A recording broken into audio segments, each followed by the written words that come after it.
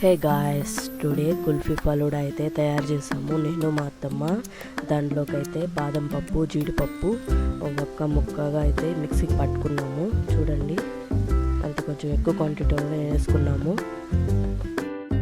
ఇంకో mixie jar తీసుకొని దాంట్లోకి ఒక 2 స్పూన్స్ అయితే వెనిలా ఫ్లేవర్ ఐస్ క్రీమ్ వేసుకున్నాము.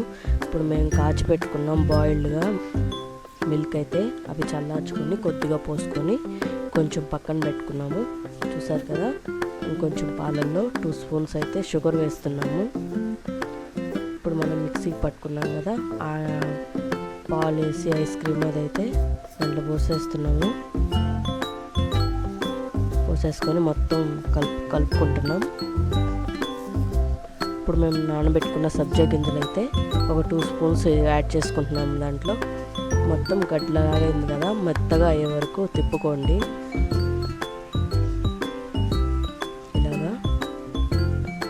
మేము కొంచెం ఎక్కువగానే వేసుకున్నాం, మీకు కావాలంటే కొద్దిగానే వేసుకోవచ్చు. ఇదైతే చాలా బాగా వచ్చింది ఈరోజు. తర్వాత ఎండు ద్రాక్ష అయితే వేసుకున్నాం, కొన్ని కిస్మిస్లు వేసాం, 1 స్పూన్ వేసుకున్నాం, 2 స్పూన్స్ వేసుకొని వాటిని కలుపుకొని ఇప్పుడు కచ్చపచ్చగా వేసుకున్నాం కదా డ్రై ఫ్రూట్స్, అవైతే వేసేసుకున్నాం.